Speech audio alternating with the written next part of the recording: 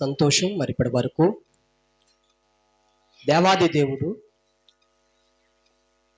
Sunday school పరిచర్యను వాక్య పట్టణములోను పాటల్లోను ఆరాధన అంతట్లోనూ క్రమముగా మర్యాదగా జరిగించిన ఆ దేవదేవునికి మాత్రమే మహిమ కలుగును గాక. కూడి వచ్చిన సంఘమంతటికి మన లోక రక్షకుడైన యేసుక్రీస్తు పేరట నా ప్రత్యేకమైన వందనాలు తెలియజేసుకుంటున్నాను. ఎందరైతే మాటలు శబ్దం ద్వారా వినిపిస్తున్నాయో వారికి, ఈ గ్రామములో ఉన్న పెద్దలకు, గ్రామ కాపురస్తులందరికీ యేసుక్రీస్తు ప్రార్థన మందిరం సహవాసము ద్వారా మీ అందరికీ నా ప్రత్యేకమైన వందనాలు తెలియజేసుకుంటున్నాను. చిన్న ప్రకటన, ఏదైనా ప్రార్థన అవసరతలు ఉంటే మాకు తెలియచేయండి. మీ కొరకు ప్రార్థన చేయడానికి మేము ఇష్టపడుతున్నాం కనుక. కొంతమంది తెలిసిన వారు మమ్మల్ని సంప్రదిస్తున్నారు, ప్రార్థన చేయమని కోరుతున్నారు. దేవుడు అద్భుతమైన కార్యాలు వారి పట్ల చేస్తున్నాడు. ఇంకా ఎవరైనా ఇలాంటి ప్రార్థన అవసరతలు ఉంటే మాకు తెలియచేయండి. మీ కుటుంబాల కొరకు, మీ బాగోగుల కొరకు, మీ రక్షణ కొరకు, మీ బిడ్డల భవిష్యత్తు కొరకు మేము ప్రార్థన చేయడానికి సిద్ధంగా ఉన్నాం కనుక, ఇష్టపడుతున్నాం కనుక, మీరందరూ బాగుండాలని కోరుకుంటున్నాం కనుక మాకు తెలియచేయమని మీకు ఒక ప్రకటన తెలియజేస్తున్నాను. చాలా సంతోషం. ఇంకొక మాట ఏంటంటే, ఎవరికైనా స్థలానికి వచ్చి మేము కూడా దేవుణ్ణి ఆరాధించాలి, ఆ మాటలు వినడానికి మేము ఇష్టపడుతున్నాము అని ఎవరికైనా ఆసక్తి ఉంటే, మరి మందిరం పెట్టిన దగ్గర నుంచి నేను ప్రతి ఒక్కరికి ఆహ్వానిస్తున్నాను. ప్రేమపూర్వకంగా మిమ్మల్ని అందరినీ స్థలానికి ఆహ్వానిస్తున్నాం. వెళ్ళాలని మనసుండి అనిపిస్తే తప్పకుండా మీరు ధైర్యం చేసి ఇక్కడికి వస్తే ఇంకా దేవుడు మిమ్మలను 100 అడుగులు నడిపించడానికి సిద్ధంగా ఉన్నాడు. ఒక్క అడుగు మీరు దేవుని కొరకు వేస్తే మిగతా 99 అడుగులు ఆయన మిమ్మల్ని నడిపిస్తూనే ఉంటాడు. ఇది నమ్మండి, ఇది సత్యం. చాలా సంతోషం. మరి వాక్య సందేశంలోనికి వెళ్ళే ముందు వాక్య పరిచర్య కొరకు ప్రార్థన చేద్దాం. దేవుని సహాయం కొరకు ప్రార్థన. అందరూ కళ్ళు మూసుకుందాం, ప్రార్థన చేద్దాం. యేసుక్రీస్తునందు మమ్మల్ని అతిమిక్కిలుగా ప్రేమిస్తున్న మా ప్రియ పరలోకమందున మా కన్న తండ్రి, మీ పరిశుద్ధమైన, శ్రేష్టమైన, విలువైన నామమునకు వేలాది వందనములు, స్తుతులు, స్తోత్రములు చెల్లించుకుంటున్నాం తండ్రి. ఎపాటి వారము, ఎన్నిక లేని వారము, మనుషుల చేత తృణీకరింపబడుతున్న మమ్మలను మీరు ఏర్పరచుకొని ఎక్కడో కాకినాడ పట్టణంలో ఉన్న మమ్మలను ప్రభా, ఈ మూలపేట యూకత్పల్లి మండలం ప్రభా ప్రాంతానికి మమ్మల్ని తీసుకొచ్చి ప్రభా నీ పరిచర్యను, నీ సత్యవాక్యములను వినిపిస్తున్న విధానానికి మీకు స్తోత్రాలు. మా బలము చేతో, మా జ్ఞానము చేతో, మా శక్తి చేతో ఇక్కడికి రావట్లేదు, కానీ కేవలము ప్రభా మీ అపారమైన కృపను బట్టి, మీ ప్రేమను బట్టి మాత్రమే రాగలుగుతున్నామయ్యా. రోడ్లు బాగలేకపోయినా, వాహనం మాకు ప్రభా సదుపాయం లేకపోయినా ప్రభా మమ్మలను కేవలము నీ కృపతో మాత్రమే ఇక్కడ తీసుకొస్తున్నామని మేము ప్రగాఢంగా మేము నమ్ముతున్నాము తండ్రి. నీకు అందరిని బట్టి మీకు స్తోత్రాలు, మీకు వందనాలు ప్రభా. మా ప్రయాణంలో మాకు క్షేమం ఇస్తున్నా, అందరిని బట్టి మీకు స్తోత్రాలు ప్రభా. ఎందుకు పనికిరాని నన్ను నీ మాటలు ప్రకటించగలిగే ఒక పాత్రగా ప్రభా, నీ పక్షాన నిలబడగలిగే ప్రభా, నాకు సమయమును, సమయోచితమైన జ్ఞానమును, వివేకమును, మీ ఆత్మ నడిపింపును అందిస్తున్నందుకు ప్రభా ఏమిచ్చి మీ రుణము తీర్చగలము ప్రభా. దినమెల్లా స్తుతించినను నీ రుణము తీర్చలేని నరుమాత్రము తండ్రి. ప్రభా నీ అపారమైన ప్రేమను బట్టి, కృపను బట్టి మమ్మల్ని నడిపిస్తున్న విధానానికి మీకు స్తోత్రాలు ప్రభా. ఈ దినము వాక్య పరిచర్య అంతట్లోనూ మీ కృపను అనుగ్రహించండి తండ్రి. ప్రభా తండ్రి, నీ ఆత్మ నడిపింపు ఉంటేనే నీ మాటల్లో మనుషుల్లోనూ ప్రభా పనిచేస్తుంది. నీ మాటలకు శక్తి ఉంటుంది, నీ మాటలకు జీవం ఉంటుంది తండ్రి. అలాంటి మాటలు చెప్పుతున్న నాకు మీ పరిశుద్ధాత్మ దేవుని సహాయం అనుగ్రహించండి. వింటున్న మీ పిల్లలందరికీ కూడా తగిన జ్ఞానమును, వివేకమును, బుద్ధియు మీరు దయచేయమని ప్రభా తండ్రి నన్ను మరుగుపరిచి నీ మనసులో ఉన్న నీ ఉద్దేశాలు, మీ చిత్తమును మా ద్వారా మీరు వినిపించి మీరు మహిమ తెచ్చుకోమని యేసుక్రీస్తు నామమున ప్రార్థించి వేడుకుంటున్నాను కన్న తండ్రి, ఆమేన్. మరొకసారి అందరికీ వందనాలు. ఇక్కడ ఈరోజు మనం నేర్చుకుంటున్న ఒక ప్రత్యేకమైన అంశం, కొంతమంది స్త్రీలను మీకు పరిచయం చేయాలని ఆశపడుతున్నాను. స్త్రీ పాత్ర ఎలా ఉండాలో, స్త్రీ దేవుడు ఎలా ఉండమని నిర్మాణం చేశాడో కొన్ని విషయాలు మనకున్న సమయాన్ని బట్టి కొన్ని నిమిషాలు, ఒక అర్ధ గంట మనం దేవుని వాక్యాన్ని నేర్చుకుందాం. జాగ్రత్తగా వినాలి. మనకి సమాజంలో చాలామంది మనకి స్త్రీలు కనిపిస్తారు. మన ఇంట్లో అమ్మలు ఉంటారు, అక్కలు ఉంటారు, అత్తలు ఉంటారు, అమ్మమ్మలు ఉంటారు, నానమ్మలు ఉంటారు. చాలామంది మనకి స్త్రీలతో పరిచయాలు ఉన్నాయి. అందరికీ తెలుసు, ప్రతి ఇంట్లో కూడా స్త్రీ లేని కుటుంబం అనేది ఏ కుటుంబం కూడా ఉండదు. ఎందుకంటే అలాంటి స్త్రీలు వారి ఆలోచన ఎలాగుంటుందంటే, చాలామంది స్త్రీలు ఎలా అనుకుంటారంటే, ఇదిగో స్త్రీ ఇంటికే బానిస, ఇంటి పనులకే బానిసగా కొంతమంది వారిని అలా కేటాయించినట్టుగా, వాళ్ళ నిర్ణయించినట్టుగా, ఆ పాత్రలకు మాత్రమే మేము పాత్రలుగా వాడబడతాము అన్నట్టుగా చాలామంది ఏమనుకుంటారంటే, స్త్రీ పొద్దున్నే లేవాలి, ఇల్లు తొడవాలి, వాకలు తొడవాలి, గిన్నెలు తోముకోవాలి, నీళ్లు పట్టుకోవాలి, బట్టలు ఉతుకోవాలి, పిల్లల స్నానాలు చేయించాలి, స్కూల్కి పంపించాలి, మరలా వంట చేసుకోవాలి, మరలా తోముకోవాలి, మరలా శుభ్రం చేసుకోవాలి, ఇది మాత్రమే స్త్రీ పాత్ర అనుకుంటే అది తప్పు. అర్థమవుతుందా? మరి ఇవేం చేయకూడదంటే అన్నీ చేయాలి. ఇల్లు తుడుచుకోవాలి, ఇంటి పని చేసుకోవాలి, అన్నీ చేసుకోవాలి, భర్తను చూసుకోవాలి, పిల్లల్ని చూసుకోవాలి. అయితే ఒక మాట, దానికి మాత్రమే దేవుడు నేను పుట్టించలేదు. ఇంటి పని చేయడానికి మాత్రమే నేను దేవుడు ఆయన నిన్ని ఈ భూలోకానికి పంపించలేదు. ప్రతి స్త్రీలు మీరు ఆలోచించాలి ఈ మాట. ప్రతి ఒక్కరు స్త్రీ, అందరికైతే ఈ మాటలు వినిపిస్తున్నాయో మీరందరూ చక్కటిగా ఈ మాటల వైపు కొన్ని నిమిషాలు మీరు శ్రద్ధ పెట్టి, మనసు పెట్టి, అయ్యో నేను సామాన్లు తోముకోవడానికే కాదు, బట్టలు ఉతుక్కోవడానికే కాదు, వాకులు తుడుచుకోవడానికే కాదు, పిల్లలకు వండి పెట్టడానికే కాదు, భర్తను బాగోగు చూసుకోవడానికే కాదు, నాకంటూ ఒక పాత్ర ఉంది, దేవుడు నన్ను నిర్ణయించింది దీనికి మాత్రమే కాదు, ఇంకా ఏమైనా ఉన్నదా, ఇంత మాత్రమే కాదు, దీనికి మాత్రమే నేను పుట్టించలేదనే విషయాన్ని, ఆ సత్యాన్ని ప్రతి ఒక్కరూ స్త్రీలు మీరు తెలుసుకోవాలి. పరిశుద్ధ గ్రంథంలో నుంచి అపోస్తలుడైన పౌలు ఎఫెసీ సంఘానికి పత్రిక రాస్తూ 2వ అధ్యాయము 10వ వచనంలో ఒక అద్భుతమైన మాట రాయించాడు. ఆ మాట మన పరిశుద్ధ గ్రంథములో నుంచి, జీవ గ్రంథములో నుంచి ఒకసారి తెరిచి చూడగలిగితే, అపోస్తలుడైన పౌలు ఎఫెసీ సంఘానికి పత్రిక రాస్తూ 2వ అధ్యాయము 10వ వచనంలో ఇలా రాయబడింది. నేను చదువుతాను, జాగ్రత్తగా వినాలి. మరియు వాటి యందు మనము నడుచుకొనవలెనని దేవుడు ముందుగా సిద్ధపరిచిన సత్క్రియలు చేయుటకే మనము క్రీస్తు యేసునందు సృష్టింపబడిన వారమై ఆయన చేసిన పని అయి ఉన్నాము. దేవుడు మనల్ని ఎందుకు తయారు చేశాడు? ఎప్పుడు తయారు చేశాడంట? దేవుడు ముందుగా మనం సిద్ధపరిచిన దేవుడు క్రీస్తు యేసునందు సృష్టింపబడిన ఆయన చేసిన పని అయి ఉన్నాము. అంటే మనము చేయవలసిన పనులు ఇంటి పనులు కాదు, వంట పనులు కాదు, పిల్లలను చూసుకోవడమే కాదు, సత్క్రియలు కూడా మనం చేయాలి. సత్యముతో కూడిన దేవుని పనులు కూడా మనము చేయాలి. అనేకమైన ఆత్మలను రక్షించడానికి నేను కూడా పరిగెలెట్టాలి, నేను కూడా మాట్లాడాలి, నేను కూడా పాడాలి,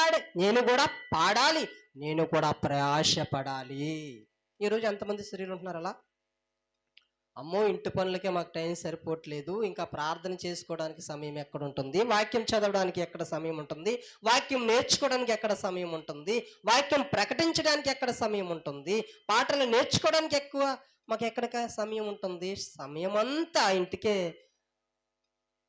ఖర్చు పెట్టేస్తున్నాం కదా, ఇంకా మాకు ఖాళీ ఎక్కడ ఉంటుంది అనుకుంటారు.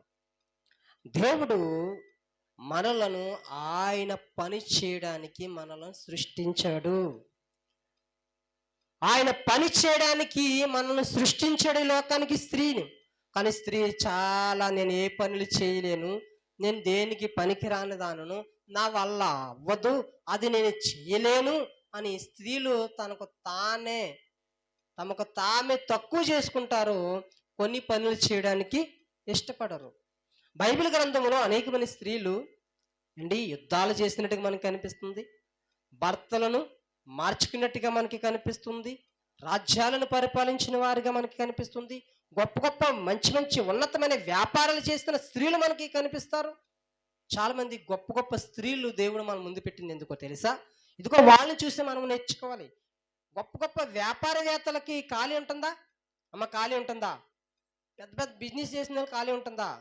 కానీ వాళ్ళు కూడా టైం కేటాయించుకొని దేవుని యొక్క జ్ఞానమైన ఉపదేశములు నేర్చుకోవడానికి వేల కిలోమీటర్లు జర్నీ చేసిన వారు మనకి బైబిల్ గ్రంథంలో కనిపిస్తున్నారు. ఒక శాబ రాణి, ఒక దక్షిణపు దేశ రాణి 3000 కిలోమీటర్లు జర్నీ చేసి ఆయన జ్ఞాన సంగతులు వినాలని, ఆ దేవుని మాటలు వినాలని ప్రయాణం చేసింది ఒక స్త్రీ. అంత మాత్రమే కాదు, స్త్రీ అనుకుంటుంది నేను చాలా బలహీనులను అనుకుంటుంది, చాలా బలహీనరాలని అనుకుంటుంది స్త్రీ. ఒక మాట చెప్తున్నాను, చాలా జాగ్రత్తగా వినాలి. స్త్రీ ఒక గర్భం ధరించి ఒక బిడ్డకు ప్రసవించడానికి ఎంత ప్రయాసపడుతుందో, ఎంత ఓర్పు ఉంటుందో, ఎంత సహనం ఉంటుందో, ఎంత శక్తిని దేవుడిచ్చాడో మీకు ఆ సిచ్యువేషన్లో మీకు అర్థం కావాలి.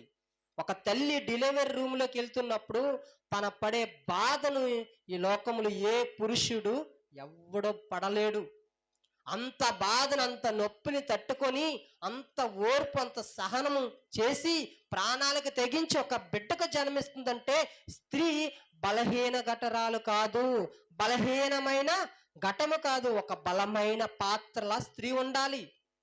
ఎప్పుడైతే స్త్రీ అలా ఉంటుందో, తన శక్తి తనకు అర్థమవుతుందో, తన ఓర్పు, తన సహనం ఎప్పుడైతే తనకు అర్థమవుతుందో, తన గృహాన్ని చక్కగా కట్టుకోగలదు, తన భర్తను నిలబెట్టుకోగలదు, తన పిల్లలను దేవుళ్ళు పెంచగలదు, సమాజంలో ఆయనకు ఒక దేవునికి ఒక విలువైన పాత్రల వలె స్త్రీ వాడబడుతుంది.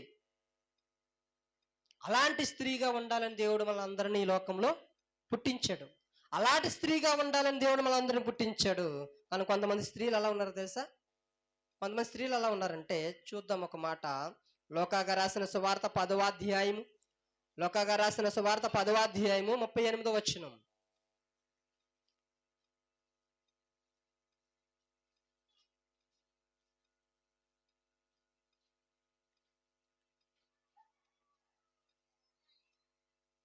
లోకాగా రాసిన సువార్త 10వ అధ్యాయము 38వ వచనం చదువుతున్నాను. అంతటా వారు ప్రయాణము పోచుండగా ఆయన ఒక గ్రామములో ప్రవేశించును. మార్తా అనే ఒక స్త్రీ ఆయనను తన ఇంట చేర్చుకొనును. ఆమెకు మరియా అను సహోదరి ఉండును. ఆమె యేసు పాదముల యొద్ద, యేసుక్రీస్తు వారు ఒక ప్రయాణం ఒక ఊరు వెళ్ళిపోతున్నాడు. ఊరు వెళ్ళిపోతున్న సమయంలో ఆ ప్రయాణంలో ఉంటున్న ఆయనను ఒక స్త్రీ చూసింది. ఆ స్త్రీ పేరు మార్తా. ఏం పేరంట? మార్తా చూసింది. యేసుక్రీస్తు అలా వెళ్ళిపోతుంటే యేసుక్రీస్తు వారిని ఎవరు చూశారంట? మార్తా చూసింది. అమ్మ జాగ్రత్త వినాలి. మార్తా చూసి ఆయన్ని ఇంటికి పిలిచింది. ఎవరిని? యేసుక్రీస్తు వారిని మార్తా అనే స్త్రీ ఇంటికి పిలిచింది. ఆ మార్తాకి ఒక సహోదరి ఉంది. ఆ సహోదరి పేరు మరియా. ఏం పేరంట? మరియా. 10వ అధ్యాయం 38వ వచనం. మరియా ఉంది. ఆవిడ మాత్రం ఏం చేస్తుందంటే యేసు పాదముల యొద్ద కూర్చుండి ఆయన బోధ వినిచుండెను. మార్త సహోదరి ఉంది. ఆ సహోదరి పేరు మరియా. ఆ మరి ఏం చేస్తుందో తెలుసా? యేసుక్రీస్తు పాదాల దగ్గర కూర్చొని జ్ఞానము నేర్చుకుంటుంది. ఏమి నేర్చుకుంటుందంట? జ్ఞానము నేర్చుకుంటుంది. మరి తన సహోదరి మార్త ఏం చేస్తుందో తెలుసా? మార్త విస్తారమైన పని పెట్టుకొనుట చేత తొందరపడి ఆయన ఎద్దుకు వచ్చి, ప్రభువా నేను ఒంటరిగా పని చేటుకు నా సహోదరి నన్ను విడిచిపెట్టినందుకు నీకు చింత లేదా? చేయలేకపోతున్నాను ప్రభువా, ఇంటి పని అంతా చేయలేకపోతున్నాను, వంట పని అంతా చేయలేకపోతున్నాను, నా సహోదరి నీ దగ్గర ఉంది కదా, నీకు చింత అనిపించట్లేదా? నీ చింత లేదా? నా సహోదరి నాకు సహకారిగా ఉండాలి కదా, నా పని పాటలో తను కూడా పాల్పంపులు పొందుకోవాలి కదా, పని చేయాలి కదా అని యేసుక్రీస్తు వారి దగ్గరికి వచ్చి తన సహోదరి కోసం మాట్లాడుతున్నప్పుడు యేసుక్రీస్తు ఒక అద్భుతమైన మాట మాట్లాడుతున్నాడు. నాకు సహాయము చేయమని ఆమెతో చెప్పమనను. ఆవిడ చెప్తుంది యేసుక్రీస్తు వారికి. అందుకు యేసుక్రీస్తు వారు మాట్లాడుతూ 41వ వచనం, అందుకు ప్రభువు మార్తా నీవు అనేకమైన పనులను గూర్చి విచారణ కలిగి తొందరపడుచున్నావు, గాని అవసరమైనది ఒక్కటే. మరియా ఉత్తమమైన దానిని ఏర్పరచుకొనును, అది ఆమె యొద్ద నుండి తీసివేయబడదని ఆమెతో చెప్పెను. మరి ఇంటి పని పనికొచ్చే ఇంటి పని అండి వ్యర్థం అయినదా అంటే యేసుక్రీస్తు వారి సంభాషణలో చాలా అర్థాలు ఉంటాయి మనం తీసుకోవడానికి. మనము దానికి మాత్రమే సమయం కేటాయించి, ఇంటి పనులకు మాత్రమే సమయం కేటాయించి జ్ఞానము నేర్చుకోవాలి. యేసుక్రీస్తు నా దగ్గరికి వచ్చాడు, యేసుక్రీస్తు నేను ఇంటికి చేర్చుకున్నాను, ఆయన దగ్గర ఏదో ఒక బోధ నేర్చుకోవాలి, ఏదో ఒక సత్యాన్ని నేర్చుకోవాలి, నా కుటుంబానికి ఉపయోగపడే మాటలను నేర్చుకోవాలి, నా భర్తను బాగు చేసుకోవాలి, నా పిల్లలను బాగు చేసుకోవాలి. మరలా సమయం రాదు, ఆయన వెళ్ళిపోతే మరలా నాకు సమయం రాదు, ఆయన వెళ్ళిన తర్వాత కూడా నేను వంట చేసుకొచ్చి ఇంటి పనులు చేసుకోవచ్చు అనే విషయం ప్రతి స్త్రీకి తెలియాలి. ఇప్పుడు ఆదివారము ఈ సమయం మరలా వస్తుందా? రాదు. మరలా ఆదివారము ఇలా సమాజంగా కూడుకోవడానికి అవకాశం ఉంటుందంటే ఉండదు. వేరొక రోజు కూడుకోవడానికి అంత అవకాశం, అంత విజిబిలిటీ ఉండదు. కొన్ని సెలవులు ఉండవు, కొన్ని జాబులకి, కొన్ని ఉద్యోగాలకి సెలవులు ఉండవు. ఆదివారం ఒక సెలవు ఉంది కనుక మనం అందరం సమాజంగా కూడుకొని ఆయన దగ్గర నేర్చుకోవడానికి మనం ఇష్టపడాలి. కానీ ఆ రోజే బట్టలు ఉతుక్కొని, ఆ రోజే వంట పనులు చేసుకొని, ఆ రోజే పెళ్లి కార్యక్రమం చేసుకుంటూ, ఆ రోజు అన్ని కార్యక్రమాలు ప్రోగ్రామ్స్ పెట్టుకుంటే అది ఏమైనా మంచి పద్ధతేనా? కాదు కదా, మంచి పద్ధతి కాదు కదా. ఇక్కడ మార్త ఏం చేసిందంట? మార్త ఏం చేసింది? ఆ విషయాన్ని తెలుసుకోలేకపోయింది. అయ్యో మరలా నేను పని చేసుకోవచ్చు, ఆయన వచ్చాడు కనుక ఆయన దగ్గర కొన్ని విషయాలు నేర్చుకోవాలని విషయం నేర్చుకొని ఇంటి పనులు బిజీ అయిపోయింది. కానీ మరి ఏం చేస్తుందో తెలుసా? ఆయన పాదాల దగ్గర కూర్చొని ఆయన అనేకమైన విషయాలు నేర్చుకొని అనేకమైన జ్ఞాన సంగతులను సంపాదించుకుంటుంది. ఎవరు గొప్ప ఇప్పుడు? మరియా గొప్ప. ఆ మరియలా ప్రతి స్త్రీ ఉండాలి, కానీ మార్తాలా ఉండకూడదు. ఎవరిలా ఉండకూడదంట? మార్తాలా ఇంటి పనులు చూసుకుంటూ జీవితాంతకాలం సాగించేసి లాస్ట్కి ప్రభువు నన్ను సింహాసనం మీద అడుగుతున్నప్పుడు, అయ్యా నేను బట్టలు ఉతుక్కోవడానికి సరిపోయింది, ఇంటి పని చేసుకోవడానికి సరిపోయింది, పిల్లలు చూసుకోవడానికి సరిపోయింది, భర్త కొండి పెట్టడానికి సరిపోయింది అంటే దేవుడు ఏమంటాడు అప్పుడు? అందుకని నిన్ను పుట్టించింది. అదొక చిన్న పాత్రమా. ఒక స్త్రీగా ఇంటి పని, వంట పని, భర్త, పిల్లలు అనేది ఒక చిన్న పాత్ర. అది నీకు సమయం ఇచ్చాను, ఆ సమయాన్ని కుదించుకొని, సమయాన్ని కేటాయించుకొని నా పనుల కొరకు కూడా నువ్వు ఆలోచించాలి. బైబిల్ చదవడానికి ప్రయత్నించాలి, పాటలు నేర్చుకోవడానికి ప్రయత్నించాలి, వాక్యం చదువుకోవడానికి, నేర్చుకోవడానికి, బోధించుటకు, సువార్త చెప్పుటకు మనము సమయాన్ని కేటాయించుకోవాలి. ఎంతమంది కేటాయిస్తున్నాం అలాగా? నాకెక్కడుంది? పనికి వెళ్ళి రావడమే ఆలస్యం అయిపోతుంది, అలసిపోతున్నాను, ఇంకా నేను పాటలు నేర్చుకోను, ఇంకా నేను ప్రార్థన చేయను, ఇంకా నేను సువార్తను ఎలా చేస్తాను అని అంటున్నారా లేదా? మనకు అనిపిస్తున్నారా? ఉన్నారు అలాగా? ఉన్నారు కదా, చాలామంది ఉన్నారు కదా. కానీ స్త్రీ దానికి మాత్రమే పుట్టించలేదండి. ఎందుకంటే ఒక స్త్రీ ఎప్పుడైతే తన ఇచ్చిన దేవుడు ఆశీకాలని సద్వినియోగం చేసుకుని గొప్పగా బ్రతుకుతుందో తనతో మాత్రమే ఉండిపోదండి. తన భక్తి ఎలా ఉంటుందో తెలుసా? తర్వాత భక్తి ఎలా ఉంటుందో తెలుసా? యాకోబు రాసిన పత్రిక ఒక స్త్రీ ఎలా ఉండాలో, ఒక పురుషుడు ఎలా ఉండాలో, ఇందులో మనము స్త్రీని యాడ్ చేసుకోవచ్చు, పురుషుల్ని యాడ్ చేసుకోవచ్చు. ఎందుకంటే ఒక ప్రత్యేకమైన విషయాన్ని స్త్రీలను ఉద్దేశించి మాట్లాడాలని నేను ఆశపడుతున్నాను. యాకోబు రాసిన పత్రిక 1వ అధ్యాయము 18వ వచనం. యాకోబు రాసిన పత్రిక 1వ అధ్యాయము 18వ వచనం చదువుతున్నాను. ఆయన తాను సృష్టించిన వాటిలో మనము ప్రథమ ఫలముగా ఉండినట్లు సత్యవాక్యము వలన మనలను తన సంకల్పం ప్రకారముగా కనెను. దేవుడు ఒక సంకల్పాన్ని ఏర్పరచుకున్నాడు నీ పట్ల, నా పట్ల ఒక సంకల్పం కలిగి ఉన్నాడు, ఒక ప్రణాళిక కలిగి ఉన్నాడు దేవుడు. అయ్యో నేను స్త్రీని కాదా, నేనేమి చేయలేను కాదా అనుకుంటుంది తప్పు. దేవుడు స్త్రీని ఎందుకు పుట్టించాడు? ఒక విలువైన పాత్రగా ఉండాలని, ఆయన నామకు మహిమకరంగా బ్రతకాలని, అనేక మందిని దేవునికి అప్పగించాలని, తన కుటుంబము పిల్లలను నిలవబెట్టాలని దేవుడు స్త్రీ పాత్రను పుట్టించాడు. స్త్రీని ఒక పాత్రగా పుట్టించాడు. ఇదిగో ఆయన తాను సృష్టించిన వాటిలో మనము ప్రథమ ఫలముగా ఉండినట్లు. దేవుడు మనకి గర్భఫలాలు ఇచ్చాడే, మన గర్భఫలాలను ఫలించే మొక్కల వలె మనం పెంచాలంటే మనం ఫలించాలి, దేవునిలో ఫలించాలి. ఆత్మఫలాలు ఎన్ని? ఈ ప్రేమలోను, ఈ సంతోషములోను, ఈ సమాధానంలోను, దీర్ఘశాంతంలోను, సాత్వికములోను, మంచితనములోను, విశ్వాసములోను, ఆశానిగ్రహములోను అనేకమైన లక్షణాలు మనం కలిగి ఉండి అనేకమైన ఫలాలు ఇచ్చేవారుగా మనం ఉంటూ మన పిల్లలకు నేర్పిస్తే మన పిల్లలు ఎంత బాగుంటారు. మనం ఫలించే మొక్కలా ఉంటే మన పిల్లలు కూడా ఫలించే మొక్కలా ఉంటారు. మనము ఫలాలు ఇవ్వలేని మన ఫలాలు ఇవ్వలేని వారుగా ఉంటే మన పిల్లలు కూడా ఫలాలు ఇవ్వలేని పిల్లలుగా ఉంటారు. అందుకే మాటలు చెప్తున్నాను. ఒకసారి మీరు సోషల్ మీడియా మీరు ఆన్ చేసి చూడండి.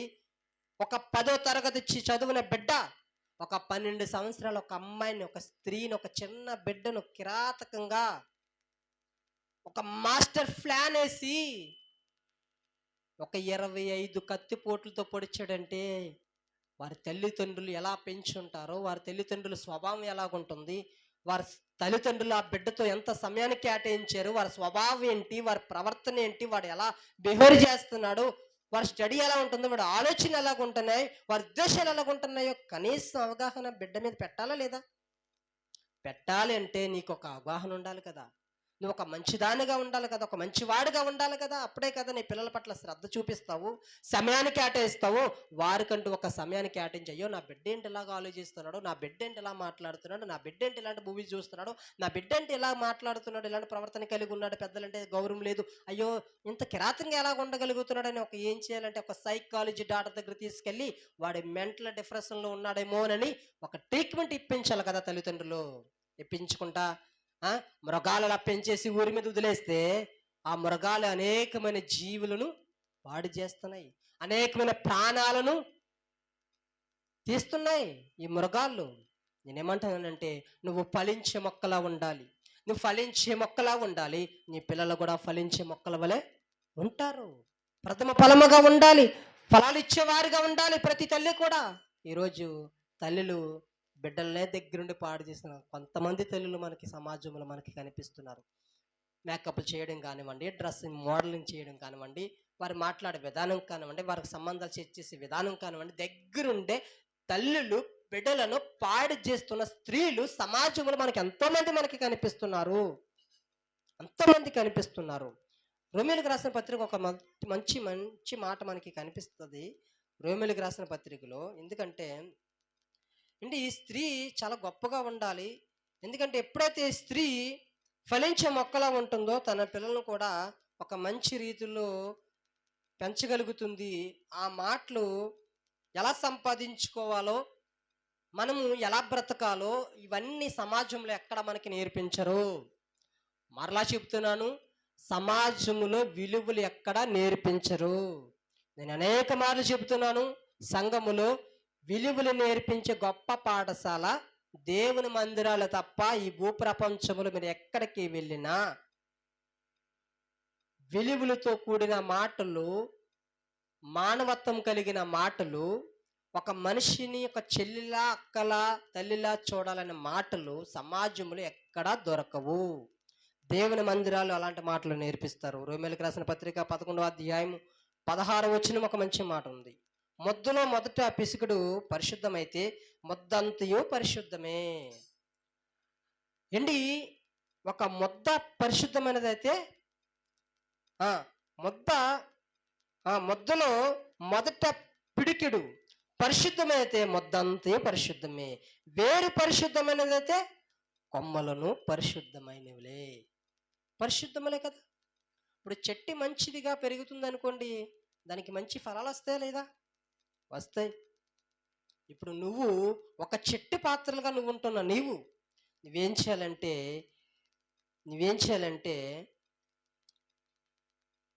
వేరుగా ఉన్న నీవు పరిశుద్ధంగా బ్రతకడానికి జీవించాలి. అప్పుడు నీ నుంచి కొమ్మలు వస్తా చూసారా, ఈ వేరుగా ఉన్న నువ్వు ఫలించి ఒక చెట్టయి ఒక మహావృక్షమే కొమ్మలు వస్తున్న తర్వాత ఆ కొమ్మలు కూడా పరిశుద్ధంగా ఉంటాయి. దేవుని నామానికి మహిమ కలుగును గాక. ఆ కొమ్మలు పరిశుద్ధంగా ఉండాలంటే వేరుగా ఉన్న నేను పరిశుద్ధంగా ఉండాలి. వేరుగా ఉన్న నేను పరిశుద్ధంగా ఉంటే నా నుంచి వచ్చే కొమ్మలు కూడా పరిశుద్ధంగా ఉంటాయి. ఈ విషయాన్ని మనం అందరూ తెలుసుకోవాలి. ఇదిగో నేను బలం ఉంది, నా దగ్గర జ్ఞానం ఉంది, డబ్బు ఉంది, నా దగ్గర ఫగర్ ఉంది, నా దగ్గర పొలికిబడి ఉంది, నాకు ఇష్టం వచ్చినట్టుగా నేను జీవిస్తానంటే నీకంటే రెబల్లాని పిల్లలు బ్రతుకు చూపిస్తారు. అలాగే నీలో సాత్వికుండి, సమాధానం ఉండి, జాలిగల మనసు ఉండి, ప్రేమ ఉండి, ఎదుటి వ్యక్తి పట్ల ప్రేమ అనురాగాలు కలిగి దయాగుణం కలిగి నువ్వు జీవిస్తే నీ పిల్లలు నిన్ను చూసి నేర్చుకుంటారు. ఓ తల్లిలారా జాగ్రత్తగా వినండి, ఓ తల్లులారా, బిడ్డలకు జన్మిస్తున్న తల్లులారా జాగ్రత్తగా వినండి. మీ వేరు మంచిదైతే మీ కొమ్మలు కూడా మంచివే అవుతాయి. మీ వేరు చెడ్డదైతే మీ నుంచి వచ్చే కొమ్మలు కూడా చెడ్డవాటిగా ఉంటారు, చెడ్డవారిగా ఉంటారు, దుర్మార్గులు ఉంటారు, నరహంతకులుగా ఉంటారు, మాస్టర్ ప్లాన్ చేసుకుంటారు. మీ స్వభావాలు మార్చుకోండి తల్లులారా. బైబిల్లో ఒక తల్లి ఉందండి, యెహెజ్కేలు గ్రంథంలో మనకి కనిపిస్తుంది. ఆమె అతల్య తన కొడుకుని ఏం చేస్తుందో తెలుసా? తన కొడుకుని దగ్గరుండి పాడు చేస్తూ పెంపకంలోనే పాడు చేసేసింది అతల్య. దుర్మార్గుడైపోయాడు, దుష్టుడైపోయాడు, భయంకరుడైపోయాడు ఆయన. దానికి కారణము ప్రథమ పాఠశాల ఏంటో తెలుసా? బిడ్డలకు ప్రథమ పాఠశాల ఏంటో తెలుసా? తల్లి బడిలోనే నేర్చుకోవాలి, తల్లి దగ్గరే నేర్చుకోవాలి. ప్రథమ పాఠశాల, ప్రతి బిడ్డకు మొదటి పాఠశాల ఎవరో తెలుసా? తల్లే. పుట్టగానే తల్లి వడిలేస్తారు, స్కూల్లో వేయరు, యూనివర్సిటీ లేరు, కాలేజీలో వేయరమ్మా మీ పిల్లలను. పుట్టగానే నీ ఒడిలోనే వేస్తారు, నీ ఒడిలోనే వేస్తారు. మొదట పాఠశాల, ప్రతి బిడ్డకు మొదట పాఠశాల ప్రతి తల్లి. ఆ తల్లి ఆ బిడ్డను ఒడిలో పెట్టుకున్నప్పుడే మంచి స్వభావం కలిగి ఉండాలి, మంచి లక్షణాలు కలిగి ఉండాలి. ఈ వేరుగా ఉన్న ఈ బిడ్డను చెట్టుగా పెంచడానికి నీలో ఉన్న వేరు మంచిదై ఉండాలి, నీలో ఉన్న వేరు పరిశుద్ధమైనదే ఉండాలి. అప్పుడు నీ నుంచి వచ్చే కొమ్మలు నీ బిడ్డలు పరిశుద్ధంగా బ్రతుకుతారు. దేవుడు అలాంటి జ్ఞానం సంపాదించుకొని స్త్రీని పుట్టిస్తే, నేను వాకలు తుడి చేసుకుంటాను, ఇంటి పనికే నేను బానిస అయిపోతాను, నేను పిల్లల్ని పట్టించుకోను, పిల్లలకి సమయాన్ని కేటాయించును, వారి చదువులు చూసుకోను, వారు ఎలాగుంటున్నారో, వారి బిహేవియర్, వారి ప్రవర్తన ఎలాగుంటుందో ఏమి నేను ఆలోచించనంటే, దేవుడు ఒకానొక రోజు లెక్క అడుగుతాడు. జాగ్రత్త. ప్రతి తల్లిలో తన న్యాయ సింహాసనం పైన కూర్చొని, సింహాసనం మీద కూర్చొని ప్రతి తల్లులను అలా లైన్ పెట్టి, అమ్మా నేను ప్రేమించి ఇచ్చిన గర్భఫలాలను నువ్వు ఎంత సమయాన్ని కేటాయించావు, ఎలా పెంచుతున్నావు అని ఖచ్చితంగా దేవుడు ఏం చేస్తాడంట? ఖచ్చితంగా దేవుడు అడుగుతాడు. చూడండి, ఈ లోకంలో పిల్లలు పాడైపోయారు అనుకోండి, వారిని దేవుడు ఏం పట్టించుకోడు. బయట వారు కాబట్టి, వారు దేవుని సంబంధులు కాదు కాబట్టి. కానీ మనం దేవుని పిల్లలం కాబట్టి, దేవుని సంబంధం కాబట్టి, క్రీస్తు రక్తంలో కడగబడ్డాం కాబట్టి, మనము రక్త మాంసాలు గలవారమే కానీ, మనము దేవుని వలన పుట్టిన వారమే కానీ, మనము ప్రతి క్రైస్తవుడికి 2 జన్మలు ఉన్నాయి. ఈ లోకంలో ప్రతి ఒక్కరికి కూడా జన్మిస్తారు, వాళ్ళతో పాటు కూడా మనం జన్మిస్తాం. ఒక తల్లి గర్భం ద్వారా ఈ లోకంలో మనం ప్రవేశపెట్టాడు దేవుడు, అలా అందరికీ పెట్టాడు. కానీ క్రైస్తవుడు అనేవాడికి మరో జన్మ ఉంది. అదే ఏ జన్మది? కొత్తగా జన్మించడం అంటే క్రీస్తులో పుట్టడం. మన పాపపు జీవితాన్ని, మన భక్తి, మన వ్యర్థమైన జీవితాన్ని, మన స్వభావాన్ని విడిచి ఆ నవీన స్వభావాన్ని ధరించుకొని, ప్రాచీన స్వభావాన్ని విడిచిపెట్టి నవీన స్వభావాన్ని ధరించుకొని కొత్తగా జన్మించిన వాడు దేవుడు ఖచ్చితంగా విడిచిపెట్టడు. ఆ బిడ్డల విషయంలో చాలా జాగ్రత్త కలిగి ఉంటాడు, చాలా ప్రశ్నలు అడుగుతాడు, దానికి సమాధానం చెప్పేవారుగా మనం ఉండాలి. ఒక స్త్రీ ఎలాగుండాలంటే, అనేకమైన ఆత్మను సంపాదించిన ఒక ఆత్మీయ తల్లిలా ప్రతి తల్లి ఉండాలి. దేవునికి స్తోత్రం కలుగును గాక. దుమ్మలపేట గ్రామములో మా ఆత్మీయ దైవజనురాలు అండి, మేము పెంతుకొస్తు ప్రార్థన మందిరంలో రక్షణ పొంది నా భార్య, నేను రక్షణ పొంది నా 2 బిడ్డలకు సేవకుల ద్వారా నామకరణ చేయించి చక్కటి పేర్లు నిర్ణయించి పెట్టి మమ్మల్ని ఎంతగానో అనేక చోట్లకు తీసుకువెళ్ళి అనేకమైన సలహాలు ఇచ్చి మనలను క్రీస్తులో నిలబెట్టగలిగిన మొదట వ్యక్తులుగా మిమ్మల్ని వారిని గుర్తిస్తున్నాం. ఆ తల్లి మా ఆత్మీయ దైవజనురాలు అనేకమైన ఆత్మలను సంపాదించింది, 100 మందిని సమకూర్చింది దేవుని కొరకు.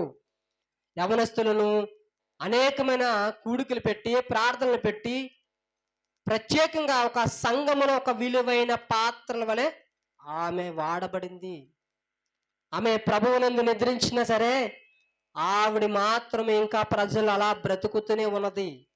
మధ్యకాలంలో స్మార్ట్ సిటీ కాకినాడ సిటీలో నుంచి పాస్టర్ ఫెలోషిప్ ఫ్యామిలీ సెమినార్ ఒకటి నిర్ణయించారు. అందులో ఒక దైవజనులు, గొప్ప దైవజనులు అండి, సిద్దిపేట ప్రకాశ్ గారు ఒక అద్భుతమైన మాట మాట్లాడారండి. ఒక అద్భుతమైన మాట్లాడారు. ఆ మాట ఏంటో తెలుసా? నీవు మరణించినా సరే నువ్వు చేసిన సేవ బ్రతికుండాలి. ప్రతి క్రైస్తవులకి ఈ మాట చాలా అవసరము. ఇది నన్ను చాలా హత్తుకుంది. ఈ మాట నన్ను చాలా ప్రభావితం చేసింది. ఇదిగో నేను మరణించిన తర్వాత కూడా నేను చేసిన సేవ బ్రతుకుండాలంటే నా బ్రతుకు బాగుండాలి, నా భక్తి బాగుండాలి, నా పరిశుద్ధత ఉండాలి, నాలో నీతి ఉండాలి, యథార్థత ఉండాలి, దేవుని కొరకు కసిగా బ్రతికేవాడిగా ఉంటేనే నా సేవ ఇంకా బ్రతికుంటుందో నేను మరణించిన తర్వాత కూడా. దానికి నిదర్శనంగా ఎంతో మంది భక్తులు మనకి కనిపిస్తున్నారు. ఒక యేసన్న గారు చూసుకుందాం, యేసన్న గారు చనిపోతున్నా సరే ఆయన సేవ ఇంకా బ్రతుకుతూనే ఉన్నది, అనేక మందిని బ్రతికిస్తున్నది. అదే రీతిగా ఎంతో మంది మనకు కనిపిస్తున్న భక్తులు, ఎంతో మంది భక్తులు సేవకులు మరణించారండి. అట్టి జాబితాలలో మరి మా ఆత్మీయ దైవజనురాలు సుగుణ రాణి గారు, దైవ ప్రసాద్ గారు భార్య, పెంతుకోస్తు ప్రార్థన మందిరం యొక్క గొప్ప పరిచర్యలో గొప్పగా వాడబడిన దైవజనులలో ఆవిడ చేసిన సేవ ఇంకా బ్రతుకుతూనే ఉంటుంది. ఎందుకంటే దానికి నిదర్శనం ఆవిడ బాడీ అక్కడ పెట్టుకొని ఆవిడ కొరకు అనేక మంది సాక్ష్యం ఇచ్చారండి. అట్టి రీతిగా ప్రతి స్త్రీ బ్రతకాలి. ఒక సంఘంలో ఒక స్త్రీ పాత్ర ఒక విలువైన పాత్ర వలె ఉండాలి. ఇదిగో మా ఆత్మీయ దైవజనులను మనం నిలబెట్టింది, ప్రార్థనలు నడిపించింది, మీటింగ్స్ తీసుకెళ్ళింది, మాకు ఎన్నో సలహాలు ఇచ్చింది, మమ్మల్ని నిలబెట్టిందనే మనం ఒక సాక్షిగా మనము ఒక స్త్రీగా మనము మన కోసం అనేక మంది చెప్పబడేవారుగా ఉండాలి. అట్టి సాక్ష్యం సంపాదించుకోవాలి. సంఘం వెలపటి వారి ఎడల కూడా మంచి సాక్ష్యం సంపాదించుకోవాలి. అవును, చూడడానికి ఓన్లీ క్రైస్తవులే, విశ్వాసులే, సంఘమే కాదని రావడం, ఊరంతా తరలి వచ్చేసింది, అన్ని జనులు కూడా వచ్చేసారు. అందులో పెద్ద పెద్ద పూజలు చేసేవారు, అమ్మవార్లు వెతుకున్నవారు, అమ్మవార్లు పోనకు వచ్చేవారు కూడా అవును చూడడానికి మందిరంలోనికి వచ్చారు. లైన్లో నుంచొని మరీ చూశారు. పావు గంట అయినా 10 నిమిషాలైనా లైన్లో క్యూలో వచ్చి ఆవిడ ముఖం చూడాలి అనడానికి వచ్చారంటే ఆవిడ ఎంత మంచి పనులు చేసిందో, ఎన్ని సత్క్రియలు చేసిందో. ఎఫెసీ సంఘానికి పత్రిక రాస్తూ 2వ అధ్యాయం 10వ వచనంలో చెప్పినట్టుగా ఆవిడని దేవుడు ముందుగా ఎందుకు నిర్ణయించాడంటే, ఆయన చేతి పనులు ఎందుకు చేశాడంటే సత్క్రియలు చేయడానికి ప్రతి స్త్రీని చేశాడు కనుక ఆ స్త్రీ వలె మనం కూడా బ్రతకాలి, ఉండాలి. అట్టి సాక్ష్యాన్ని మనం సంపాదించుకోవాలి. చనిపోతున్న తర్వాత ఏదో అనాథ శవంగా మనం పడి ఉండకూడదు. మన కోసం అనేక మంది తప్పుడు మాటలు మనం మాట్లాడుకోకూడదు. మన కోసము జాలి కలిగి ఉండాలి, దయ కలిగి ఉండాలి. అయ్యో పాపం అనాలి, అయ్యో మంచి వ్యక్తిని కోల్పోయి మనం బాధ ఉండాలి, కన్నీరు కార్చాలి, రోదన కార్చాలి అండి. ఆ కన్నీటన్ని దేవుడు తన బుడ్డులో దాచుకుంటాడు. అయ్యో ఇంత గొప్ప దైవజనుల కోసం ఇంతమంది ఏడుస్తున్నారా, ఇంతమంది కన్నీరు కారుస్తున్నారని దేవుడు ఆవిడకి ఖచ్చితంగా జీవ కిరీటాన్ని ఖచ్చితంగా దేవుడు ధరిస్తాడు, ఖచ్చితంగా ఇస్తాడు దేవుడు. ఆయన నమ్మదగిన దేవుడు. ఆయన పిల్లలను ఏమాత్రం త్రోసివేసే దేవుడు కాదు. ఆయన కొరకు గొప్పగా బ్రతికిన వారిని ఆయన ఎత్తుకుంటాడు, ఆయన వెల్కమ్ చెప్తాడు, జీవ కిరీటాన్ని పెడతాడు, తన సింహాసనం మీద కూర్చోబెట్టుకుంటాడు. బలా మంచి నమ్మకమైన మంచి దాసురాలని ఒక మంచి స్టేట్మెంట్ ఇస్తాడు. ఆ స్టేట్మెంట్ చాలండి, సంతోషంగా బ్రతికొచ్చు, ఆనందంగా ఉండొచ్చండి. అట్టి పేరు సంపాదించుకోవడానికి ప్రతి స్త్రీ కష్టపడాలి. ప్రతి స్త్రీ కష్టపడుతూనే ఉండాలి. యోహాన్ గారు రాసిన సువార్త 5వ అధ్యాయం 21వ వచనంలో ఒక మంచి మాట మనకి కనిపిస్తుంది. యోహాన్ గారు రాసిన సువార్త 5వ అధ్యాయం 21వ వచనం చదువుతున్నాను. తండ్రి మృతుల నుండి ఎలాగో లేపి బ్రతికించునో, యేసుక్రీస్తు వారిని తండ్రి ఎలాగైతే లేపాడు, యేసుక్రీస్తునందు విశ్వాసం ఉంచిన వారిని కూడా ఈ దేవుడు ఏం చేస్తాడంట, ఖచ్చితంగా లేపుతాడు. ఆ వాక్యాన్ని నేను చదువుతున్న, తండ్రి మృతులు ఎలాగను లేపి బ్రతికించును, అలాగే కుమారుడు తనకిష్టం వచ్చిన వారిని బ్రతికించును. మనం దేవునికి నచ్చేవారుగా ఉండాలి. మన క్రీస్తు మనం చూసి మురిసిపోవాలి, మన క్రీస్తు మనం చూసి ఆనందించాలి, మన క్రీస్తు మనం చేసిన సత్క్రియలను చూసి ఆయన సంతోషించాలి, వెల్కమ్ చెప్పాలి, హత్తుకోవాలి, సింహాసనం మీద తీసుకువెళ్ళాలి. మళ్ళీ ఏం చేస్తాడంట, ఖచ్చితంగా దేవుడు ఏం చేస్తాడంటే మనలను బ్రతికిస్తాడండి. ఈ లోకములు ఎవరికి లేని నిరీక్షణ ప్రతి క్రైస్తవుడికి ఉంటుంది. చనిపోతున్న నేను కూడా మరలా బ్రతుకుతానని ఒక నిరీక్షణ దేవుడు దశలోని సంఘానికి పత్రిక రాస్తూ 4:13 వచ్చి నుంచి మనం చూడగలిగితే ఒక నిరీక్షణ కలిగి ఉండమన్నాడు మనలను. ఆర్భాటముతో మహాదూత శబ్దంతో ఆయన వస్తాడు, వచ్చి మధ్యాకాశం దగ్గరికి వచ్చి ఆయన యందు విశ్వాసించిన వారందరినీ తీసుకుని పోతాడు. ఆయన ఆ నిరీక్షణ ప్రతి క్రైస్తవుడికి దేవుడు ఒక వాగ్దానం ఇచ్చాడు. ఒక నిరీక్షణ కలిగి ఉండమని చెప్పాడండి. అదే యోహాను గారు రాసిన సువార్త 5వ అధ్యాయం 24వ వచనంలో మరొక మాట మనకు కనిపిస్తుంది. యేసుక్రీస్తు వారు ఎందుకు ఆయనకి నచ్చిన వారిని బ్రతికిస్తానన్నాడు కదా, మరి ఆయనకు నచ్చాలంటే మనం ఏం చేయాలంట? యేసుక్రీస్తు వారు ఏమన్నాడు 21వ వచనంలో, తండ్రి ఎలాగైతే కుమారుని లేపాడో బ్రతికించాడో, తనకి నచ్చిన వారిని, కుమారుడికి నచ్చిన వారిని ప్రతి ఒక్కరిని దేవుడు బ్రతికిస్తాడు అని ఉంది కదా. మరి ఈ యేసుక్రీస్తు వారికి నేను నచ్చాలంటే నేనేం చేయాలి? యేసుక్రీస్తు వారిని నేను ఇష్టపడాలంటే నేనేం చేయాలి? కొంతమంది ఈ లోకంలో ఉన్న బంధాలకి కొన్ని అద్దులు ఉంటాయి. ఇప్పుడు ఒక భర్త ఒక భార్యని ప్రేమించాలంటే తనకు నచ్చినట్టుగా ఉంటే సరిపోద్ది, చాలు. తనకు నచ్చినట్టు బట్టలు వేసుకోవడము, తనకు నచ్చినట్టుగా వండి పెట్టడము, తన మాట వినడము, ఏదో ఒకటి ఉంటుంది కదా. తన భర్తకు నచ్చాలంటే, తన భర్త ఆమె భర్తకు నచ్చాలంటే ఆ భర్తకు నచ్చే విధంగా స్త్రీ ఉండాలి. అట్టి రీతిగానే భార్యకు కూడా భర్త నచ్చాలంటే భార్యకు నచ్చేటట్టుగా భర్త ఉండాలి. ఆ మాట ఒకసారి మనం చూద్దాం. ఎందుకంటే యేసుక్రీస్తు వారు నాకు నచ్చితే చాలు మీరు బ్రతికేస్తారు, నాకు ఇష్టం ఉంటే చాలు మీరు బ్రతికేస్తారు అన్నారు కదా. అప్పుడు ఆ ఇష్టాన్ని మనం సంపాదించుకోవాలంటే యోహాను గారు రాసిన సువార్త 5వ అధ్యాయం 24వ వచనం, నా మాట విని నన్ను పంపిన వానిందు విశ్వాసం ఉంచువాడు. ఎవరిని విశ్వాసం ఉంచాలంట? ఇదిగో 2020 సంవత్సరాల క్రితం ఒక దేవుడు ఈ లోకంలోనికి వచ్చాడు. వచ్చిన ఆయన సకల పరిశుద్ధులను పరిశుద్ధపరచడానికి, మనుషులందరినీ పరిశుద్ధపరచడానికి, పాపము చేత అపరాధముల చేత చచ్చిన వారిని బ్రతికించడానికి యేసుక్రీస్తు వారు లోకానికి వచ్చాడు కనుక, అనేక మందిని పవిత్రులు చేయడానికి వచ్చాడు కనుక, ఆయన మాట విని ఆయన యందు విశ్వాసం ఉంచువాడు నిత్య జీవము గలవాడు. వాడు తీర్పులోనికి రాక మరణములో నుండి జీవములోనికి దాటి ఉన్నాడు. తీర్పులోనికి రాడు వాడు. ఎవరైతే యేసుక్రీస్తు విశ్వాసం ఉంచుతారో, యేసుక్రీస్తు నా రక్షకుడు, యేసుక్రీస్తు నా దేవుడు, యేసుక్రీస్తు నా విమోచకర్త, నా సృష్టికర్త, నన్ను బ్రతికించడానికి వచ్చిన దైవం అని విశ్వాసం ఉంచి ఆయన హత్తుకుంటారో వారు నిత్య జీవం గలవారుగా ఉంటారు. దేవునికి మహిమ కలుగును గాక. వారు తీర్పులోనికి రారు, మరణములో నుండి జీవములోనికి దాటి ఉన్నారు. వారు తీర్పులోనికి రారండి. వారికి మరణం ఉండదు, ఇక ఎన్నడూ మరణం ఉండదు. యుగాలు తరతరాలు సంతోషం ఉండే ఆ జీవాన్ని దేవుడు ఇస్తాడండి. అట్టి రీతిగా మనం ఉండాలంటే మనం ఆయన ఇష్టలుగా ఉండాలి. ఆయన యందు మాత్రమే మనం నమ్మకం ఉంచాలి. ఆయన మీద మనం నమ్మకం ఉంచితే ఖచ్చితంగా మనల్ని ఏం చేస్తాడు? బ్రతికిస్తాడు. చచ్చినా సరే మరలా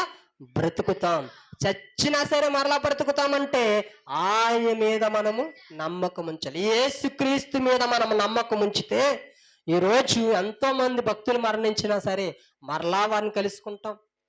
ఇప్పుడు మా ఆత్మీయ దైవజనుల సుగుణరాణి గారి కోసం చెప్పమా, మనము దేవుని పరిధిలో దేవుడిచ్చిన ఒక లిస్టులో మనం బ్రతికామనుకోండి, ఆయన ఆజ్ఞలు పాటిస్తూ, ఆయన నిబంధనలను పాటిస్తూ, ఆయన ఇష్టానుసారంగా మనం బ్రతికామనుకోండి, ఖచ్చితంగా ఆ దాసిరాలను మనం కూడా చూస్తాం, కలుసుకుంటే రోజు ఒకటి ఉంది.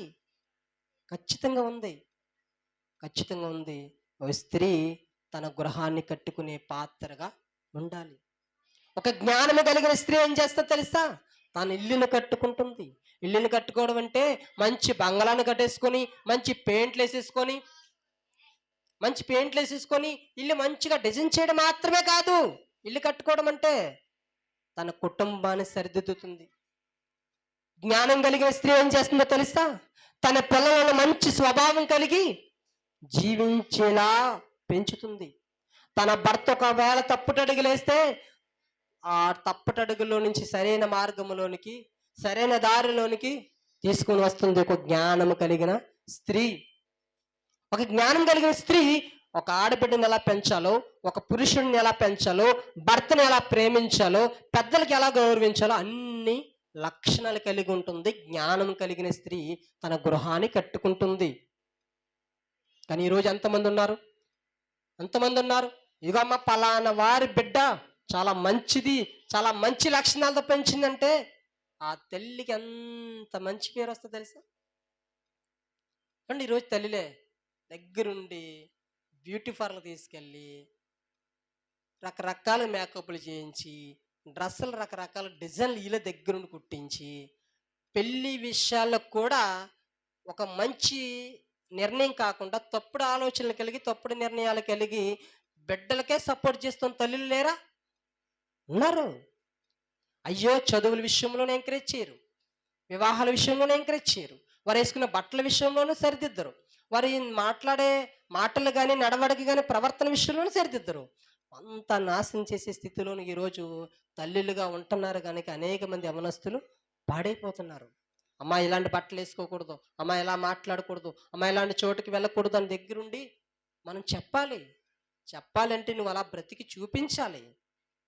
నేను చెప్తున్నానంటే నువ్వు అలా బ్రతకకుండా చెప్పినా వినరాళ్ళు. నువ్వు పెద్ద పెద్ద జాలీలు పెట్టేసుకొని బట్టలకు వారికి జాలీలు లేకుండా ఫుల్గా వేసుకోమంటే వేసుకోరాళ్ళు. నువ్వు బ్యూటీ పార్లర్కి వెళ్ళి మేకప్లు కొట్టేసుకొని అమ్మ మనం పౌడర్లు కొట్టకూడదు, ఫేర్లోలు రాయకూడదు అంటే వారు వినరాళ్ళు. నువ్వు పాటించి చూపించి నువ్వు మాదిరి కరిగి ఉండాలి నీ బిడ్డకు. జ్ఞానం కలిగిన వారు తన ఇల్లు కట్టుకుంటుందండి. జ్ఞానం వలన ఇల్లు కట్టబడను. ఆ జ్ఞానము యేసుక్రీస్తు దగ్గర తప్ప ఈ లోకములో ఎక్కడా దొరకదు. దేవునికి మహిమ కలుగును గాక. యేసుక్రీస్తు దగ్గర తప్ప ఇలాంటి జ్ఞానము ఏ పాఠశాలలో ఏ యూనివర్సిటీలో ఎక్కడా దొరకదు.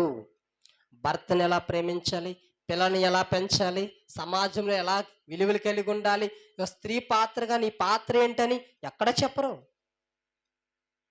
వేటకెళ్ళి వస్తారు కొంతమంది భర్తలు, కనీసం స్నానం చేయడానికి టవల్ ఇవ్వరు, సబ్బు ఇవ్వరు, నీళ్ళు ఇవ్వరు. ఇవన్నీ నేర్పిస్తుంది బైబిల్. భర్తను ఎలా ప్రేమించాలో, భర్తకి ఎలా లోబడి ఉండాలో, భర్తను వరి అంటారు, రకరకాల బూతులు తిడతారు.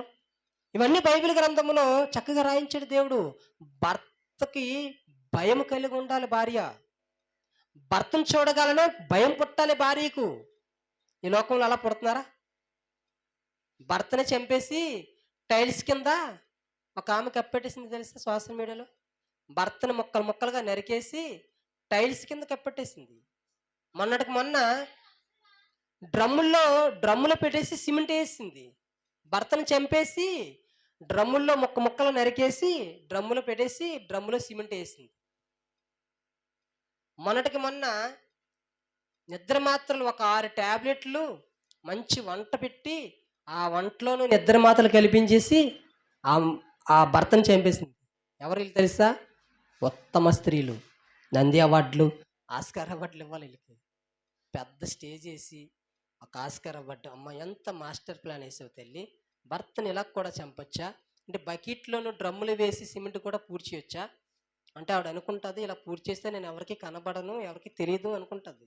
మనకు మనం చెప్పాడు కదా, 10th క్లాస్ అబ్బాయి వాడు అనుకున్నాడంట గ్యాస్ కట్ చేసేద్దాం, గ్యాస్ పైప్ కట్ చేసేద్దాం, మొత్తం దొంగతనం చేసేసి బయటకు వచ్చేసిన తర్వాత మొత్తం గ్యాస్ అదంతా లీకేజ్ అయిపోయి గ్యాస్ మొత్తం వెళ్ళిపోద్ది, అప్పుడు నేను దొరకను అనుకున్నాడు పాపం కుర్రోడు. అతి తెలివితేటలు ఎక్కువైపోతున్నాయి ప్రజలకి. వదులుతారా? బైబిల్ అంటది కదా, మరుగైనది ఎప్పుడు కూడా దాచిపడదు, ఏదొక్క రోజు అది బట్ట బయలైపోతుంది. జాగ్రత్తగా ఉండాలి మనం.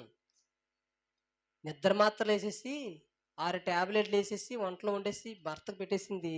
దొరకలేదా? దొరికింది. బైబిల్ అందుకంటుంది భర్తకు భయపడాలి భార్య. భర్తకు భార్య భయపడాలి.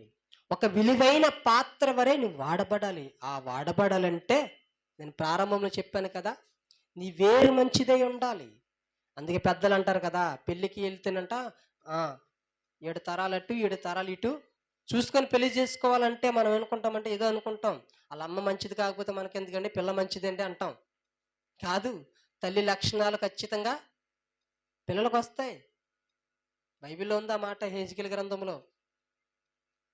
తల్లి ఎలా తిరిగిందో బిడ్డ కూడా అట్టి రీతిగానే ఫాలో అవుతుంది. ఎందుకంటే ఫస్ట్ పాఠశాల ఎవరంట? తల్లే. ఎందుకంటే తల్లి ఒడిలోనే ఉంటుంది. తల్లి ఎవరితో ఫోన్లో మాట్లాడుతుందో చూస్తుంది, తల్లి ఎలా తిరుగుతుందో చూస్తుంది. కొంతమంది నాకు తెలిసిన పిల్లలు ఉన్నారు, పేర్లు చెప్పను కానీ, తల్లి అమ్మ ఎందుకు ఇలా చేస్తున్నావు అని బిడ్డలను అడిగితే ఏ నువ్వు చేయట్లేదా అని అడిగే పిల్లలు ఉన్నారు తెలుసా.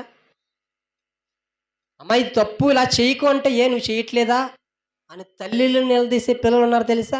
నాకు తెలిసి చాలామంది ఉన్నారు. నాకు తెలిసి చాలామంది ఉన్నారు. ఈ ఊర్లోనున్నారు, బయట ఊర్లోనున్నారు. ఈ ఊర్లోనున్నారు, మా ఊర్లోనున్నారు, బయట ఊర్లో కూడా ఉన్నారు. అన్ని చోట్ల ఉంటారు తల్లి. అన్ని చోట్ల ఉంటారు. ఎందుకు తెలుసా అండి? ఒక తల్లి ఏరి మంచిదైతే దాని నుంచి వచ్చే కొమ్మలు కూడా మంచివిగా ఉంటాయని పరిశుద్ధ గ్రంథంలో దేవుడు రాయించాడంటే, ఆ మాటల్లోని ఆంతర్యం మనం చాలా వరకు తీసుకుంటే, మనము ఎంత మంచిగా ఉండాలో, మన యవ్వన కాలంలో నుంచి, మన బాల్యం నుంచి ఎంత పరిశుద్ధంగా బ్రతకాలో, ఎంత పవిత్రంగా బ్రతకాలో మనం అలా చూపిస్తే ఖచ్చితంగా మన పిల్లలు కూడా ఆ దేవుని కృప, ఆ దేవుని కనికరం, ఆ దేవుని కాపుదల, ఆ దేవుని హస్తం ఖచ్చితంగా మన తోడుగా ఉంటుందండి. మన దగ్గర డబ్బున్నా లేకపోయినా, ఏమున్నా లేకపోయినా ఇవన్నీ కలిగి ఉంటాం. అలాంటి లక్షణాలు మనం సంపాదించుకోవడానికి ఇష్టపడాలండి. మరి ఒక విషయం చెప్పి నా మాటలు ముగిస్తున్నాను, చాలా జాగ్రత్తగా వినాలి. ఒక భర్త, క్షమించాలి, ఒక భార్య భర్తకి ఎలా ఉండాలో తెలుసా? సామెతల గ్రంథము, ఒక 5 నిమిషాలు ముగిస్తాను. సామెతల గ్రంథము 12వ అధ్యాయము 4వ వచనం. భార్య భర్తకి ఎలా ఉండాలో ఒక మంచి మాట నేను చూపించాలని ఆశపడుతున్నాను. 12వ అధ్యాయము 4వ వచనం. సొలొమోను రచించిన సామెతల గ్రంథం 12వ అధ్యాయము 4వ వచనం. భర్తకు భార్య ఎలా ఉండాలో, యోగ్యరాలు తన పెనిమిటికి కిరీటం. భార్య ఎలా ఉండాలి తెలుసా? ఒక భర్తకు మంచి పేరు, గౌరవం తెచ్చేదానిగా భార్య ఉండాలి. అలా ఉండకుండా ఎలా ఉన్నారు తెలుసా? సిగ్గు తెచ్చిన దాని విముకులకు కుళ్ళు. కొంతమంది భర్తను గౌరవించరు. కొంతమంది భార్యలు భర్తకి లోబడరు, భర్తకి కిరీటంగా ఉండరు. భర్తకి ఏం చేస్తారు తెలుసా? చాలా భారంగా. గెయ్యాలు అన్నాడు తెలుసా? గయ్యాలు భార్య. గెయ్యాలు భార్యతో బ్రతకడం అంటే ఆ భర్తకు చాలా కష్టం. మిద్ది మీదకి వెళ్ళిపోయి చిన్న అరకలో ఉండడం బెటర్ అంటాడంట. పెద్ద బంగళా ఉన్నా సరే, బాబోయ్ దాంతో నేను పడలేకపోతున్నాను, ఒక మూలకి వెళ్ళిపోయి ఒక చిన్న సొందులో కూర్చున్నా, సొందులో నివాసం ఉంటేనే నాకు చాలు అనుకుంటాడు. ఎందుకంటే ఒక భార్య గుర్తించుకోవాలి, తన భర్తకి గౌరవం తెచ్చేదానిగా ఉండాలి. ఎలా తెస్తుంది గౌరవం అంటే? తన బట్టల ద్వారా తన భర్తకు గౌరవం వస్తుంది. సమాజంలో తన ప్రవర్తన ద్వారా కూడా, ఇదిగో పలానా వాడి భార్య అండి, ఆవిడ ఎంత లక్షణంగా తయారవుతుందో తెలుసండి అంటే ఆ భర్తకు గౌరవం. ఇదిగో ఎక్కడ పడితే అక్కడికి తిరగదండి, ఇంటింటికి వెళ్ళి ముసలమ్మ ముచ్చట్లు పెట్టదండి, ఈ ఇల్లు కాల్చేసి ఆ ఇల్లు కాల్చేసి, ఆలిల్లు కాల్చేసి ఈలిల్లు కాల్చేసి, ఇక్కడ మాటలు అక్కడ, అక్కడ మాటలు ఇక్కడ, ఏం పెట్టదండి, తన పని తను చేసుకుంటుందండి అనుకుంటే తన భర్తకి కిరీటం ఆమె. ఇదిగో అమర్యాదగా ప్రవర్తిస్తూ అండి, లేకపోతే ఎక్కువ సోషల్ మీడియాలో ఎక్కువగా ఉంటూ, లేకపోతే ఎవరెవరో వేరే వాళ్ళతో పరిచయం లేని వారితో కూడా ఎక్కువ పరిచయం పెంచేసుకొని ఇష్టం వచ్చినట్టుగా మాట్లాడింది అనుకోండి, తన భర్తకి కిరీటం కాదామె, అవమానం తెచ్చింది. తన బట్టల ద్వారా, తన ప్రవర్తన ద్వారా, తన మాటల ద్వారా, తన తిరిగే ప్రవర్తన ద్వారా అంతట్లోనూ తన భర్తకు కిరీటం తెచ్చేదానిగా ఉండాలి, కానీ అపకీర్తి తెచ్చేదానిగా భార్య ఉండకూడదండి. ఈ మాట ఎందుకు చెప్తున్నానంటే, ఒక కోడలు ఇంటికి వెళ్ళి కొన్ని రోజుల్లోనే ఒక మంచి సాక్ష్యం సంపాదించుకుందంటే ఆ బిడ్డ ఎంత దైవికంలో పెరిగిందో ఒకసారి మీరు ఆలోచించాలి. మా పాస్టర్ గారు వాళ్ళ అమ్మాయి రోజు అంటే నాకు చాలా ఇష్టం. ఎందుకంటే తన బట్టలు కానీ, తన నడవడికి కానీ, తన మాట్లాడే విధానం కానీ, చిన్నతనం నుంచి నేను చూస్తున్నాను అమ్మాయిని. చాలా లక్షణాలు కలిగి ఉంటుంది, దైవిక లక్షణాలు కలిగి ఉంటుంది. నేను ఎవరిలో చూడలేదు అలాంటి లక్షణాలు. చాలా అరుదుగా కనిపించారు నాకు. చాలా చోట్లకి వెళ్తాను, చాలా ఇంట్లోకి వెళ్తాను, చాలామంది సేవకుల పిల్లలతో పరిచయాలు ఉన్నాయి, చాలామంది సేవకుల పిల్లలు నాకు తెలుసు, కానీ అలాంటి బిడ్డను నేను చూడలేదు. ఇప్పటికి చిన్న రిమార్క్ లేదు తెలుసా అమ్మాయికి. టీనేజ్లోకి వచ్చిన కూడా చిన్న రిమార్క్ లేదు అమ్మాయికి. అంత గౌరవంగా మాట్లాడుతుంది, అంత విలువ కలిగి ఉంటుంది, అంత మంచి డ్రెస్సులు వేసుకుంటుంది, మంచి వస్త్రాలు వేసుకుంటుంది, తల్లిదండ్రులకి ఘనత తెచ్చిగా ఉంటుంది, సంఘానికి ఘనత తెచ్చే విధంగా ఉంటుంది. ప్రాముఖ్యంగా దేవుని నామానికి మహిమకరంగా అత్తారింటికి వెళ్ళిన 7 నెలలను ఒక మంచి పేరు సంపాదించుకుంది అంటే ఆ అమ్మాయికి జన్మనిచ్చిన వేరు మంచిదైంది గనుక ఆ కొమ్మలు కూడా మంచివిగా ఉన్నాయి. ఆ వేరు మంచిదిగా ఉంది గనుక ఆ వేరు మంచిదిగా ఉంది గనుక కొమ్మలు కూడా మంచిగా ఉంటాయి. ఆ మాట చూపించి నేను ఒకసారి ముగిస్తాను. మరొకసారి అపోస్తలుడైన పౌలు రోమీయులకు రాసిన పత్రిక 11వ అధ్యాయము 16 వచనం. నేను మొదట చూపించాను, మరొకసారి చూపించి నా మాటలు ముగిస్తాను. అపోస్తలుడైన పౌలు రోమీయులకు రాసిన పత్రిక 11వ అధ్యాయము 16 వచనం. మొదలో మొదటి పిడికెడు పరిశుద్ధమైనదైతే మొద్దు అంతయు పరిశుద్ధమే. వేరు పరిశుద్ధమైనదైతే కొమ్మలను పరిశుద్ధములే. వేరుగా ఉన్న మనము పరిశుద్ధంగా ఉంటే మన నుంచి వచ్చే కొమ్మలు కూడా పరిశుద్ధంగా ఉంటాయి. అట్టి రీతిగా ఉండాలి అంటే బాల్యము నుంచి మనము పరిశుద్ధంగా జీవించడానికి ఇష్టపడాలి. పరిశుద్ధంగా జీవించడానికి ఎవరైతే ఇష్టపడతారో వారి నుంచి వచ్చే కొమ్మలు మంచి కొమ్మలుగా ఉంటాయి, పరిశుద్ధ కొమ్మలుగా ఉంటాయి. కానీ మనకు నచ్చినట్టుగా బ్రతికేసి, మనకు నచ్చినట్టుగా జీవించేసి, పెద్దలంటే మర్యాద లేకుండా, సంఘం అంటే భయం లేకుండా, భర్త అంటే లోబడకుండా, తండ్రి అంటే గౌరవించకుండా, ఏమి ఎవరి మాటల్లో వినకుండా నాకు నచ్చినట్టుగా నేను జీవిస్తాను, నేను ఆడిందే ఆట పాడిందే పాట అంటే నీ కుటుంబానికి, నీ అత్తింటి కుటుంబానికి నువ్వు అపకీర్తి తెచ్చేదానిగా ఉంటావు. నీ తల్లింటికి కుటుంబానికి నువ్వు అపకీర్తి తెచ్చేదానిగా ఉంటావు. సంఘానికి, దేవుని నామమునకు అవమానకరంగా ఉంటావు గనక అట్టి రీతిగా దేవుడు ఉండాలని నేను పుట్టించలేదు గనక, ఆయన సత్క్రియలు చేయడానికి నేను ఈ లోకంలో ప్రవేశపెట్టాడు గనక, ఆయన చేసిన చేతి పని ఉన్నావు గనక నువ్వు ఒక విలువైన పాత్రగా ఉండాలని దేవుడు ఇష్టపడుతున్నాడు గనక అలాంటి లక్షణాలు కలిగి ఉండాలని ఒక సహోదరుడు, ఒక సేవకుడిగా మీకు నేను తెలియజేస్తున్నాను. అలాంటి లక్షణాలు కలిగి ఉండాలి. ఒక స్త్రీ ఇంటికి పనికి మాత్రమే బానిస కాదు, దేవుని పనిలో నాకు కూడా వాటా ఉంది, దేవుని పనిలో కూడా నేను పాలు పంపులు పంచుకోవాలి. ఇదిగో నా భర్త చేస్తున్న పరిచర్యలను నేను పాలు పంపులు పంచుకోవాలి. అలాగే నా భర్త చేస్తున్న ప్రతి పనిపాట్లో నువ్వు సపోర్ట్గా ఉండాలి, ఎంకరేజ్ చేసేదానిగా ఉండాలి.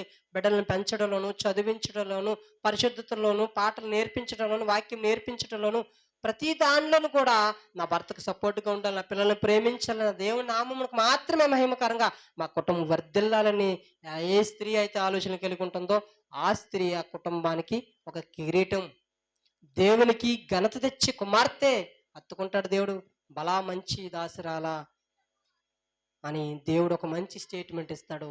ఆ స్టేట్మెంట్, ఆ పేరు మంచిగా మనం సంపాదించుకోవాలని ఒక సేవకుడిగా, ఒక సహోదరుడిగా మిమ్మల్ని అందరినీ వేడుకుంటున్న మాటలు ముగిస్తున్నాను. చిన్నపాటి ప్రార్థన, తలల వంచని ప్రార్థన చేద్దాం. అత్యున్నత సింహాసనం మీద ఆసనుడైన దైవమానికి వందనాలు, స్తుతులు, స్తోత్రాలు చెల్లించుకుంటున్నాము తండ్రి. ప్రభా, చాలా మంది స్త్రీల్లో ప్రభా తండ్రి చాలా బలహీనమని, మేము ఎందుకు పనికిరాని తండ్రి, మేము ఏ పని చేయలేమని తమకు తామే తక్కువ చేసుకొని ఎంతోమంది స్త్రీలు ప్రభ ఇంటికే బానిసలుగా పనివారిగా ఉండిపోతున్నారు. కానీ ప్రభా మీరు తనే ప్రభా సత్క్రియలు చేయడానికి సృష్టింపబడిన వారమని ప్రభా మీ చేసిన చేతి పని ఉన్నామని లేఖనం సెలవిస్తుంది కనుక ప్రభా అట్టి రీతిగా మేము ఉండడానికి కృపను అనుగ్రహించుకొని మాకు మేము వేరుగా ఉన్నప్పుడు ప్రభా పరిశుద్ధంగా మేము కాపాడుకుంటూ మా నుంచి వచ్చే కొమ్మలు పరిశుద్ధంగా ఉండాలంటే వేరుగా ఉన్న మేము పరిశుద్ధంగా ఉండాలని ప్రతి స్త్రీకి మీరు నేర్పించినందుకు మీకు స్తోత్రాలు, మీకు వందనాలు చెల్లించుకుంటున్నాం. ప్రతి స్త్రీ ప్రభ నీ పనికి పనికొచ్చే పాత్ర వలె వాడబడ్డానికి కృపను అనుగ్రహించమని, తన భర్తకు ఒక కిరీటములా ఉండడానికి సహాయం అనుగ్రహించమని, బిడ్డలను మంచి క్రమశిక్షణలోను, ప్రార్థన జీవితంలోను ప్రభా తండ్రి ఆధ్యాత్మికమైన జీవితంలో, దైవిక విషయాలను ప్రభా స్త్రీ పాత్ర తన బిడ్డల విషయంలో నిర్వహించడానికి కృపను అనుగ్రహించమని, సహాయం అనుగ్రహించమని, మీ నామానికి మహిమకరంగా ప్రతి స్త్రీ వర్ధిల్లడానికి కృపను ప్రభ మీరు అందించి మీరు మాత్రమే మహిమ, ఘనత, ప్రభావం పొందుకోమని మా కొరకు త్వరలో రానైన మీ ప్రియకుమారుడు మా రక్షకుడు నజరేయుడైన యేసుక్రీస్తు నామములో ప్రార్థించి వేడుకుంటున్నాను కన్న తండ్రి. ఆమేన్.